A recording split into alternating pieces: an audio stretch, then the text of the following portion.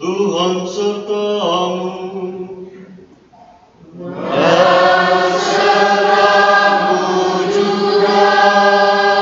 Inilah Injil suci menurut Markus.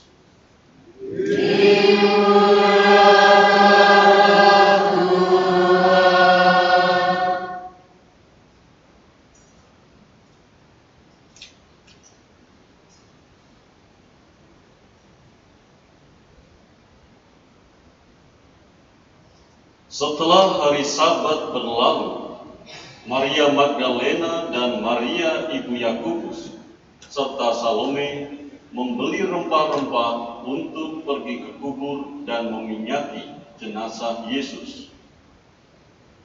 Pagi-pagi benar pada hari pertama minggu itu, setelah matahari terbit, mereka pergi ke kubur.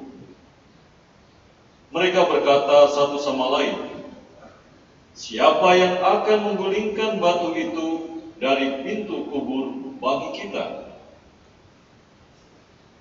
Tetapi ketika mereka melihat dari dekat, tampaklah batu yang memang sangat besar itu sudah terguling. Lalu mereka masuk ke dalam kubur, dan mereka melihat seorang muda yang berpakaian putih duduk di sebelah kanan. Mereka pun sangat terkejut. Tetapi orang muda itu berkata kepadanya, "Jangan takut. Kamu mencari Yesus orang Nazaret yang disalibkan itu. Ia telah bangkit. Ia tidak ada di sini. Lihat, inilah tempat mereka membaringkan dia. Tetapi sekarang pergilah, katakanlah kepada murid-muridnya dan kepada Petrus. Dia mendahului kamu ke Galilea. Di sana kamu akan melihat dia, seperti yang telah dikatakannya kepadamu." Demikianlah Injil Tuhan.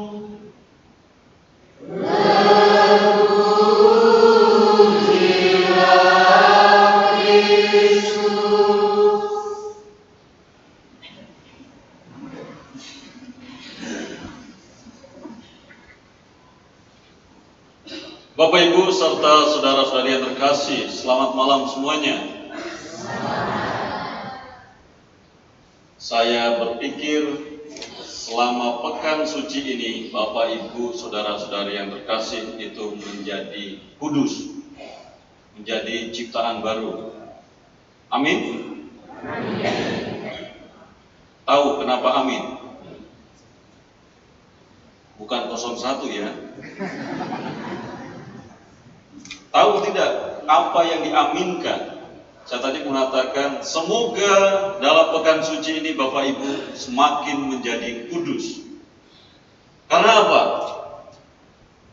Dalam pekan suci itu biasanya yang tidak biasa pergi ke gereja itu rajin, mulai minggu daun. Mulai minggu daun itu yang biasanya tidak pergi muncul berbondong-bondong untuk mengeluh-elukan Yesus, Hosana, Hosana.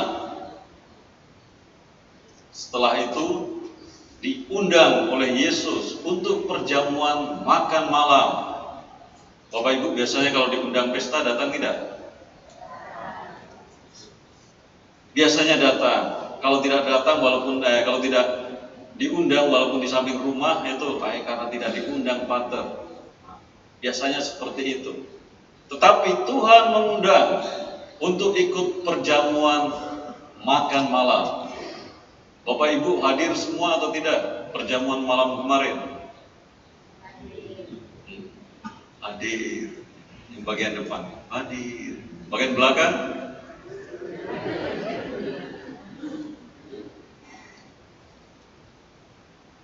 Kemudian setelah perjamuan malam, ketika sudah biasanya diajak makan-makan, Yesus ajakannya berbeda. Kalau misalkan kita pesta atau apa, kalau sudah makan-makan itu perjamuan terakhir itu biasanya kalau tidak tua raja itu sopi, kalau di sini sloppy. Sampai mabuk, biasanya sampai pagi.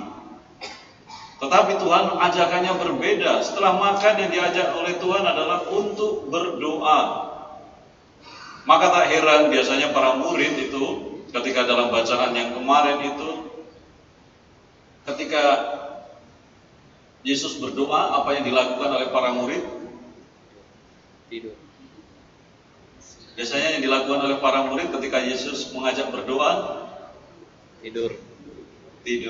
Semoga di sini nanti tidak ada yang tidur, supaya apa yang Yesus melalui perayaan Ekaristi, perjamuan kudusnya, kita merasakan apa yang Yesus betul-betul nyatakan kepada kita. Nah, setelah hari Minggu kita mengelulukan Hosana, Hosana, besoknya karena kita lupa untuk berjaga-jaga dalam doa, apa yang kita lakukan? Salibkan dia, bunuh dia.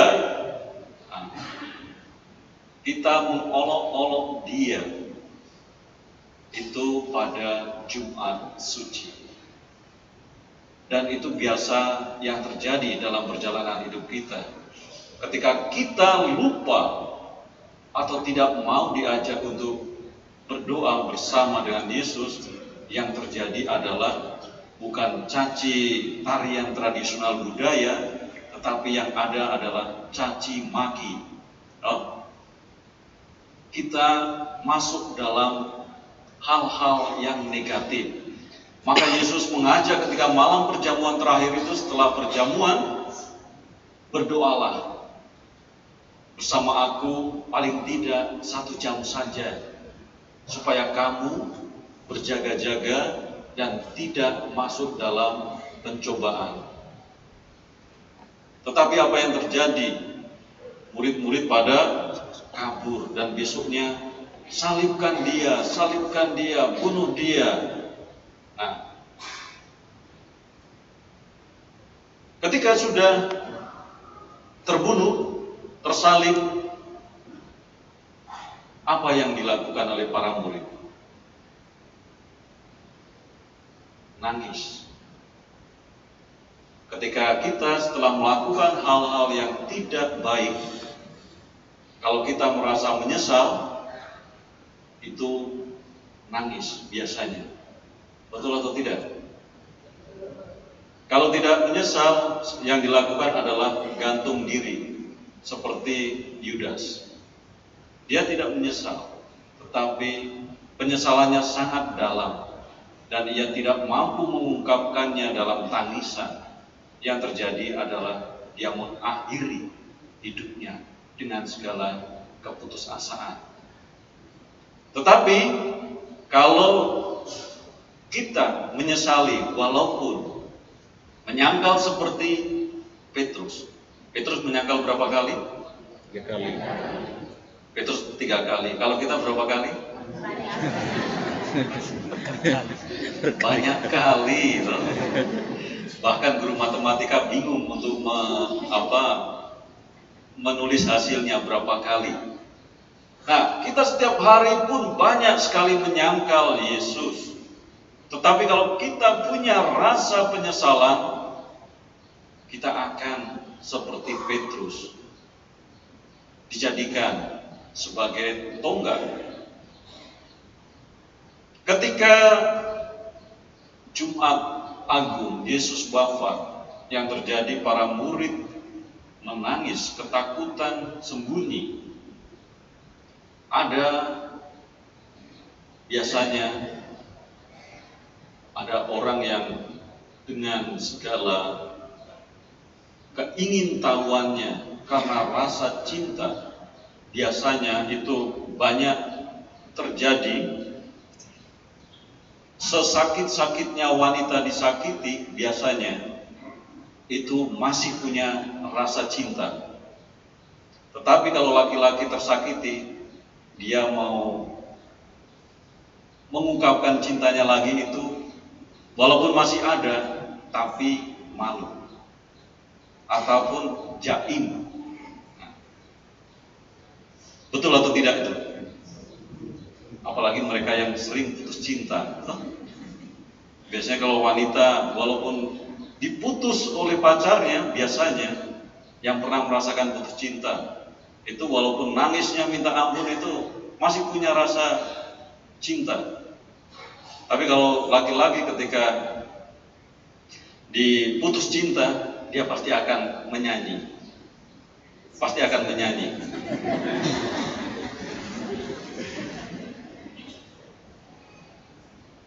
Yang penyuka dangdut pasti tahu lagunya Maggie J. Nah, pasti nyanyinya, aku bukan pengemis cinta.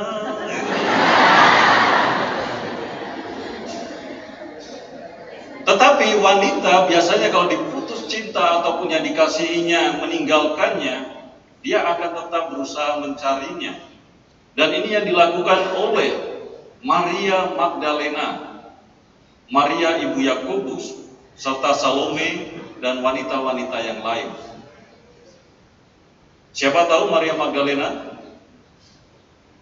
Tahu kan ceritanya Maria Magdalena? Bagaimana kisah kasih Yesus mengasihi Maria Magdalena? Tahu tidak? Kalau tidak tahu nanti pulang sampai rumah baca kitab suci. Ya?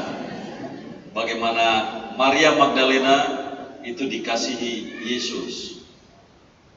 Begitu pula juga ibu Yakobus dan juga Salome. Mereka ini adalah orang-orang yang dikasihi oleh Yesus. Wanita-wanita yang dikasihi. Kalau murid Yesus yang dikasihi itu ada 3, yang paling dikasihi itu ada 1. Tetapi ada wanita-wanita juga yang dikasihi oleh Yesus. Dan mereka karena kasih yang telah mereka rasakan dari Yesus ketika Yesus tidak ada bersama dengan mereka, wafatnya, bahkan dikuburnya, mereka tetap mencarinya. Mereka ingin menjumpainya, ingin meminyakinya, walaupun ia sudah mati. Dan kita itu adalah murid-murid yang dikasihi Yesus. Karena pembaptisan tadi dalam bacaan yang kita dengarkan, itu kita mati bersama dengan Kristus. Kita dikasihi oleh Yesus melalui kematiannya. Kita disatukannya. Tetapi apakah kita senantiasa mencarinya atau tidak? Seperti tadi dalam bacaan perjanjian lama Yeskiel, carilah dahulu Allah selagi ia dapat ditemukan. Bapak Ibu sering mencari tidak? Kalau misalkan dapat masalah atau apa, biasanya banyakkan lari ke orang pintar ataupun mereka yang jago-jago beku, gitu. Misalkan sakit, itu larinya, oh biasanya ke ini, oh ini karena itu dan sebagainya. Tapi apakah kita lari mencari Tuhan pertama-tama atau tidak? Biasanya kita akan mencari Tuhan itu kalau kita sudah kehabisan siapa yang kita cari. Baru, Tuhan kenapa hidup saya seperti ini? Kenapa seperti ini, seperti itu, dan sebagainya. Tetapi kalau kita mengalami segala kelimpahan, hari Minggu nanti dulu, pergi, siang, atau apa. Tetapi kalau kita sudah merasa sakit atau apa, rajinnya minta ampun. Nah, kita perlu belajar dari Maria Magdalena, Maria ibu Yakobus dan Salome. Mereka setelah merasakan cinta kasih Tuhan, mereka mencurahkan hidup mereka. Bagaimana mereka menemani Tuhan yang menyertai mereka selalu, menyertai dalam perjalanan karyanya. Dan kita, Bapak Ibu, merasa dicintai Tuhan atau tidak? Yakin dicintai Tuhan atau tidak? Yakin atau tidak? Seyakin-yakinnya atau hanya yakin? Selamanya atau hanya malam ini? Bapak Ibu mencintai, ini saya tanya ke bapaknya, bapak-bapaknya mencintai ibunya tidak?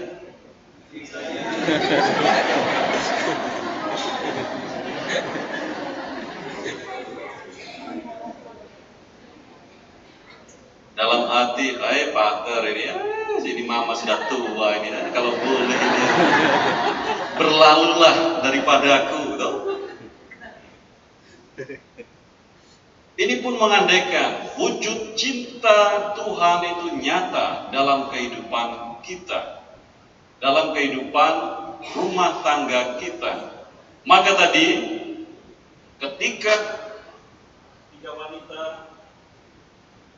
tiga wanita mencari Yesus di makam, pemuda itu mengatakan,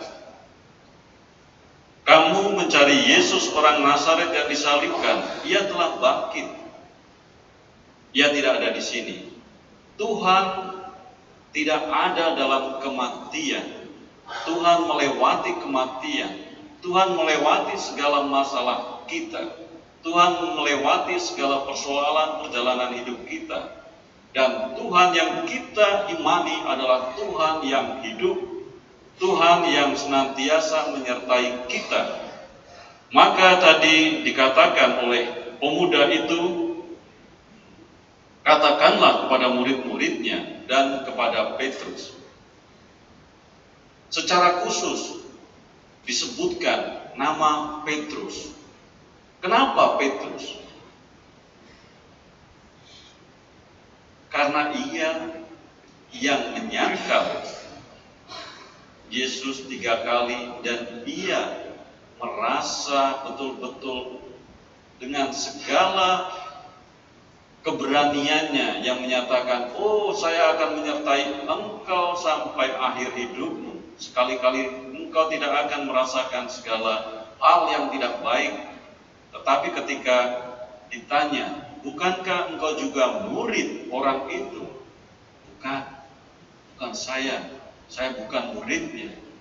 Nah, kita pun juga seringkali kita menyangkal Yesus dengan hal yang sederhana. Ketika kita berada di tempat umum, di tempat bersama dengan orang-orang kita kadang malu untuk datang mendekati Yesus. Datang, "Kamu kan juga murid Yesus, kenapa kamu tidak pergi ke gereja?"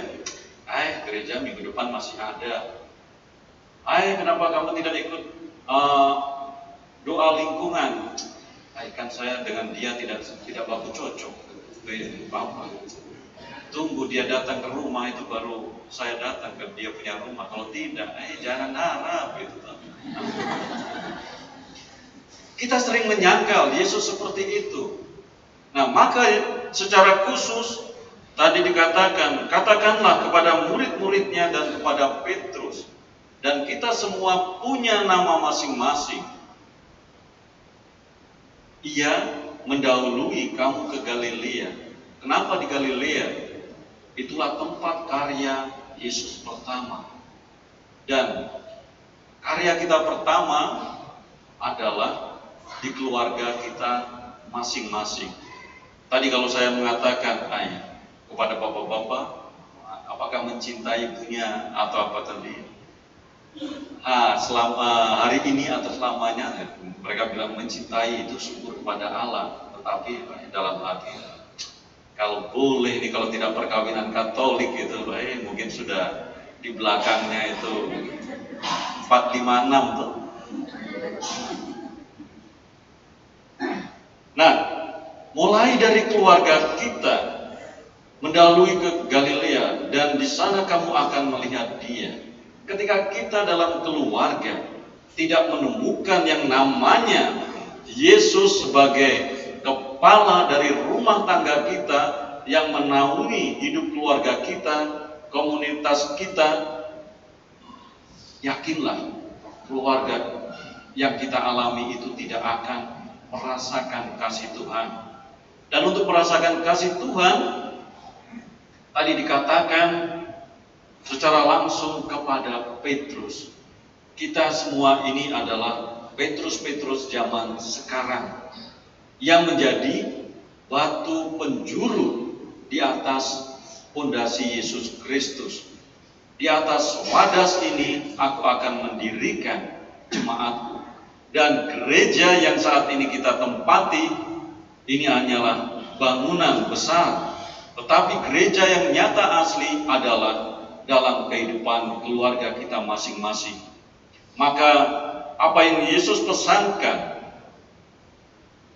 Ia mendahului di Galilea, Yesus mendahului dalam perjalanan hidup keluarga kita. Maka mari dengan apa yang boleh kita rayakan bersama pada malam hari ini, kita menjadi ciptaan baru, menjadi menuju persaudaraan semesta alam. Persaudaraan semesta alam itu akan terwujud kalau kita memulainya pertama-tama dari keluarga kita.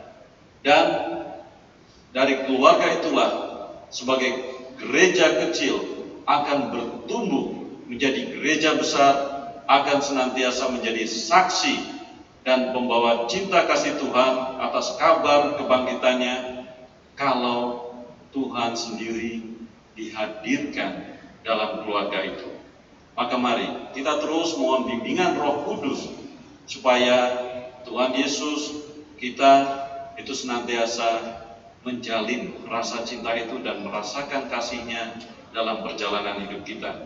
Maka nanti setelah pulang dari sini misalkan bersama dengan keluarga, ya nyatakanlah cinta Tuhan itu kepada bapak mama kalian, kepada suami istri, nyatakanlah untuk membaharui hidup baru menjadi ciptaan baru yang dalam keluarga tidak baku omong, baku tidak cocok, itu salinglah menjadi ciptaan baru untuk menjadi harmoni dengan keluarga dan juga orang-orang di sekitarnya. Tuhan memberkati kita.